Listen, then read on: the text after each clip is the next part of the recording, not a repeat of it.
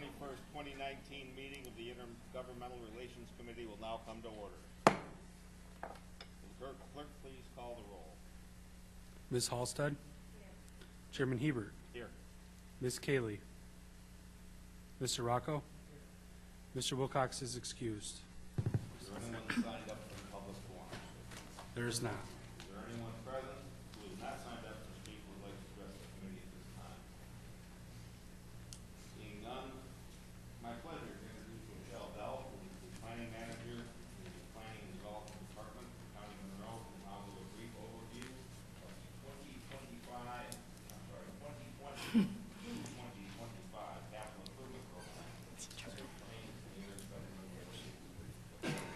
Thank you very much, Mr. Chairman.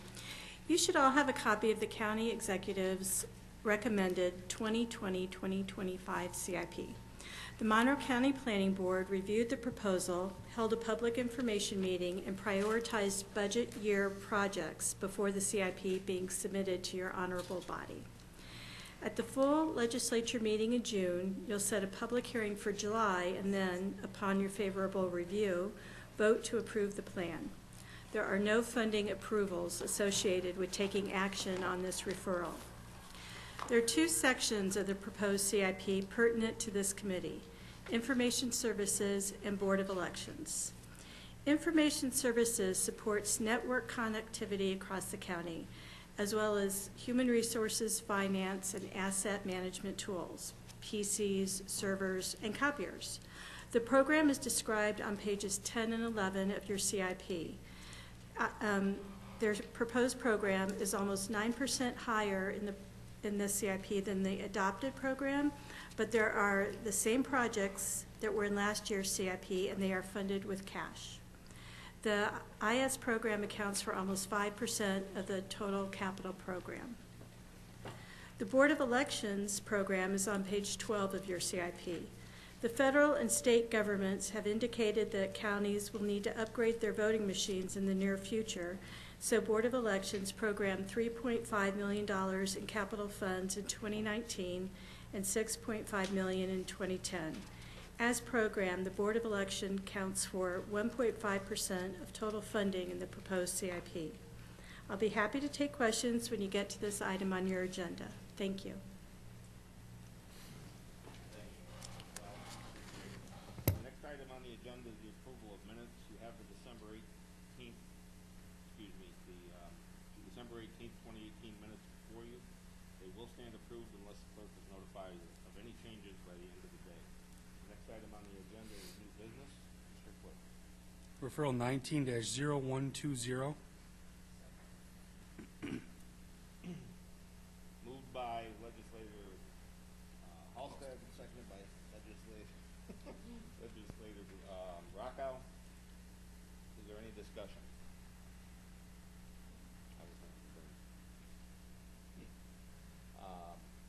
All those in favor then please signify by saying aye. Those opposed, item carries. Next item, please. Referral 19-0122. Moved by Legislator Rockow, seconded by Legislator Halstead. Is there any discussion? Seeing none, all those in favor, please signify by saying aye. Flavor? Well, if you're in favor of the flavor, then go ahead and vote yes and aye. Okay, very good. It was strawberry. Very good. Any opposed? Item carries. Next item on the agenda, please. Referral 19-0123. Moved by Legislator Halstead, seconded by Legislator Rockow. Is there any discussion? All those in favor, please signify by saying aye. All opposed? Item carries. Next item, please.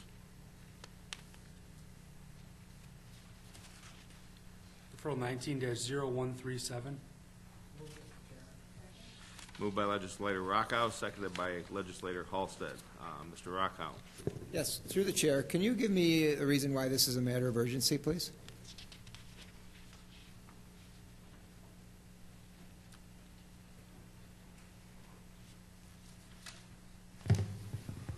Through the chair, this needs to be approved before the final assessment roll of July 1st. That's why it's a matter of importance. Any other discussion? All those in favor, please signify by saying aye. All opposed? Item carries. Next item, please. Referral 19-0138. Moved by legislator Halsted, seconded by legislator Rockow. Is there any discussion? Legislator Kaley. Thank you, Mr. Chairman. Because I don't have the text in front of me, you said with some being charged a fee for access, could you highlight the agencies or municipalities that are being charged a fee and how that's being assessed? I assume that was to the administration. I thought I said that, but maybe not. I missed it if you did. Yeah, okay. Good evening. Through the chair, Tim Colmeyer, Deputy Public Safety Director. The fee schedule for the radio system is that any non-for-profit emergency service organization is not charged a fee to be on the system, but any other municipality or for-profit entity is. Thank you. And then through the chair, could you elaborate a little bit on, obviously, a nonprofit's not charged a fee, but if it was a for-profit, whatever, how would that fee be calculated through the chair?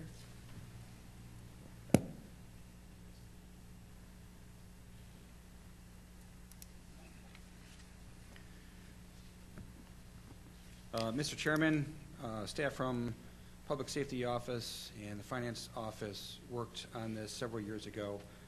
Basically, the fee structure started from the original cost of the radio infrastructure. That would be the $30 million cost of the tower installation and associated fiber optic cabling that was run, amortized over its useful 20-year life, divided by 12 months, and then working through, so that gets us to a monthly amortization of $125,000 per month.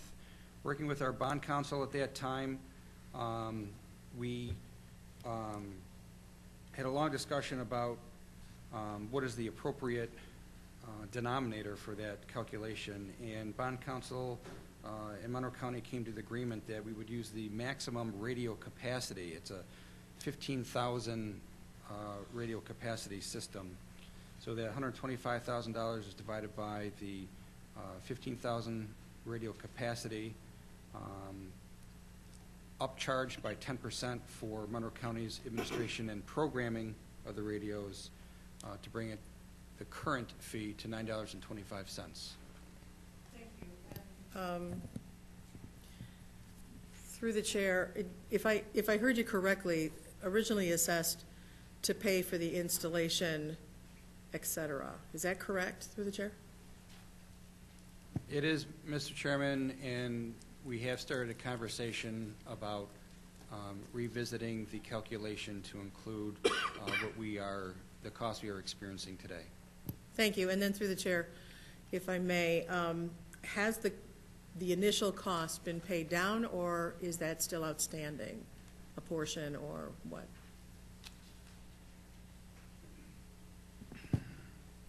Kind of an interesting question, Mr. Chairman. Yes and no.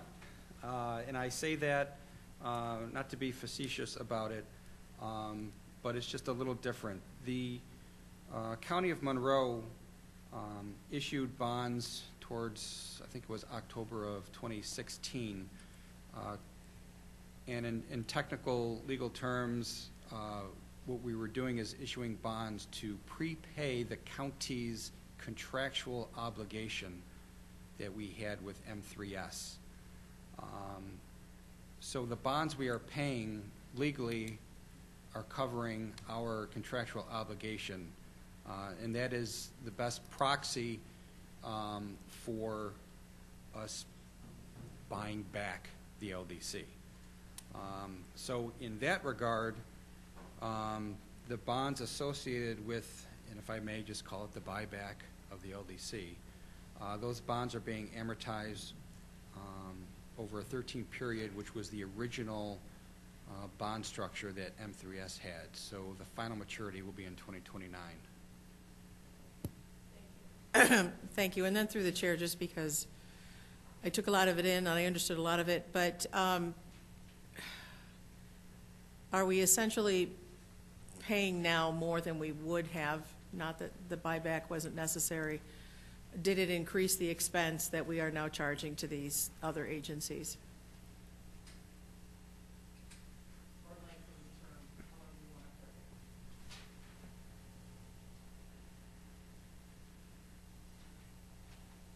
Mr. Chairman, actually, no, and I get, there's a lot of political arguing, depending on which government you work for, about the savings from this buyback.